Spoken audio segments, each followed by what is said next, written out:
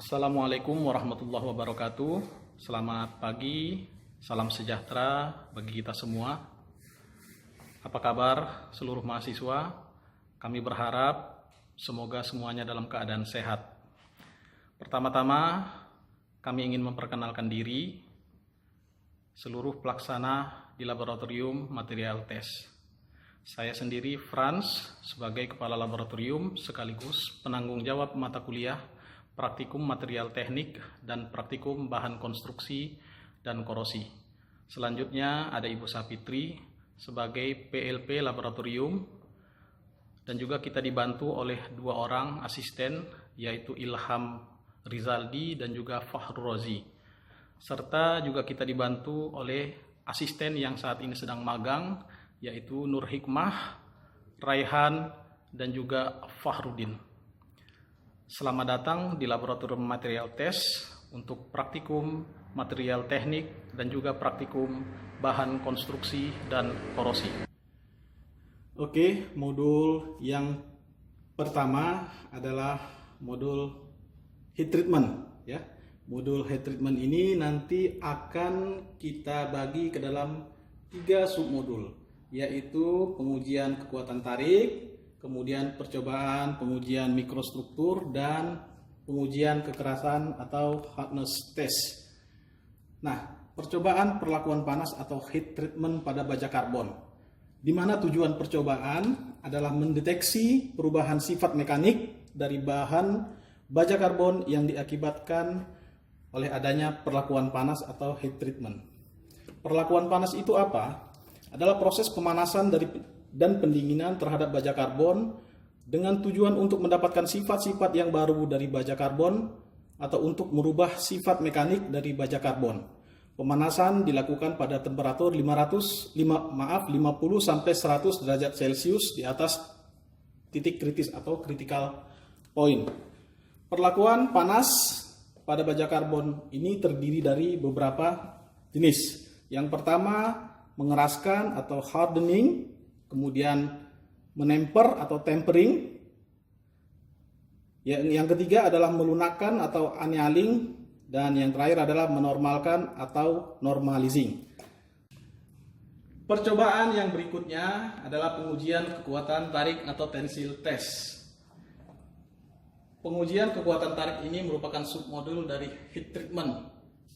Tujuan dari pengujian tarik adalah menghitung yield stress, tensile stress, elongasi stress pada suatu benda, putus dan pengurangan luas penampang dari bahan percobaan dengan memberikan beban regangan secara perlahan. Apa itu percobaan pengujian tarik? Adalah salah satu pengujian sifat mekanik bahan metal, di mana pada bahan percobaan diberikan regangan dengan perlahan sampai bahan tersebut putus. Percobaan ini dilakukan dengan menggunakan alat ini, yaitu Universal Testing Machine, atau biasa orang bilang mesin uji tarik. Apa yang bisa dilakukan di mesin pengujian tarik ini? Yang pertama adalah kita dapat melakukan percobaan elastis atau elasticity, kemudian percobaan plastis, kemudian mendapatkan elongasi dan penyusunan luas penampang. Selanjutnya, pengujian struktur mikro daripada logam. Pengujian struktur mikro ini merupakan submodul juga dari pengujian heat treatment, di mana tujuan dari pengujian ini adalah dengan menggunakan alat mikroskop, struktur permukaan logam dapat kita lihat setelah permukaan dari logam yang akan diuji tersebut dilakukan proses terlebih dahulu dengan menggerinda sehalus mungkin, dilanjutkan dipoles dengan menggunakan larutan poles alumina, dan kemudian diecan dengan campuran asam nitrat dan alkohol. Struktur mikro dari logam adalah suatu sifat dari logam yang dapat merupakan ciri dari logam itu sendiri.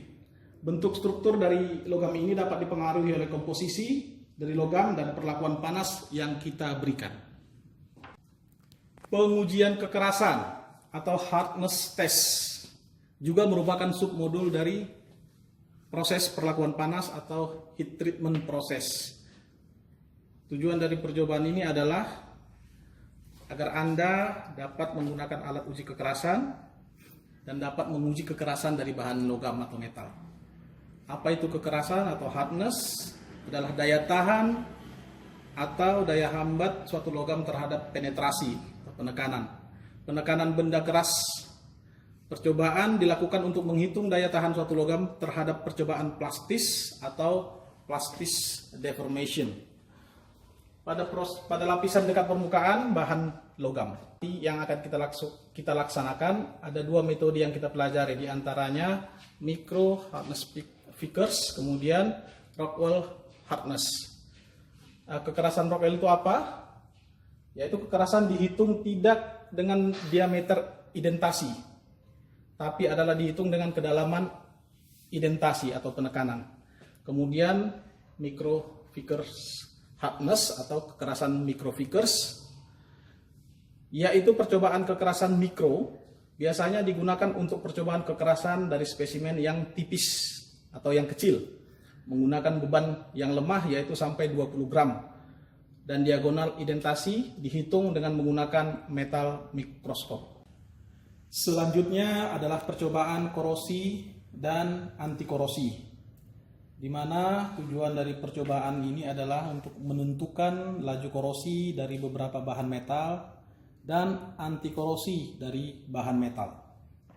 Terdapat dua tipe korosi. Yang pertama adalah dry corrosion, kemudian yang kedua adalah wet corrosion.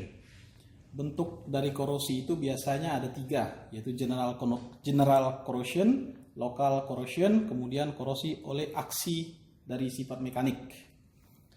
Kemudian untuk anti korosi, metode anti korosi yang pertama adalah pemeliharaan material, kemudian menutup dengan material lain, yaitu dilakukan dengan proses painting, coating atau pelapisan, kemudian electrocoating, kemudian intibator addition. Yang ketiga adalah dengan metode electrical anti corrosion atau protection yang dapat dilakukan dengan anoda protection, kemudian katoda protection. Baik, untuk percobaan korosi dan anti korosi ini, percobaan pertama adalah pengujian kecepatan korosi dengan metode atas terjadinya kekurangan berat setelah terjadinya korosi atau weight loss. Yang pertama adalah carbon steel dan bahan metal lainnya, yaitu aluminium, tembaga, kuningan, stainless steel, dan baja karbon. Selanjutnya, percobaan yang kedua adalah pengujian potensial dari beberapa bahan metal, di mana pengujian ini yaitu menghubungkan elektron potensial bersama dengan pH.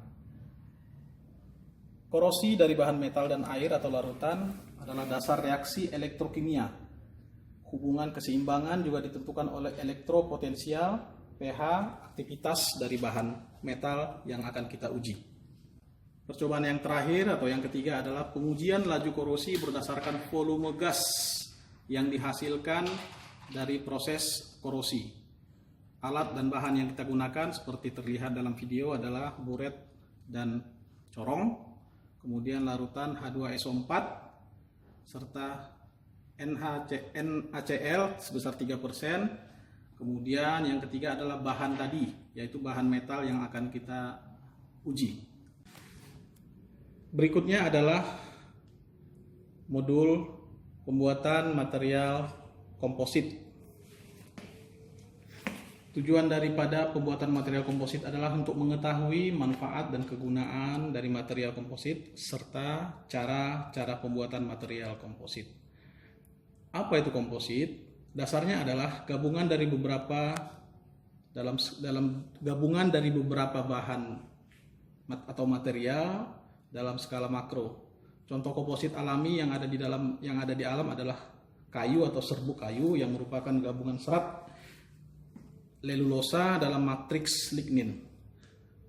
Komposit itu merupakan struktur-struktur di mana salah satu unsur umumnya adalah serat atau partikel yang dikelilingi oleh matriks kontinu dengan unsur-unsur lainnya. Matriks tersebut dapat berupa polimer, logam, seramik atau karbon.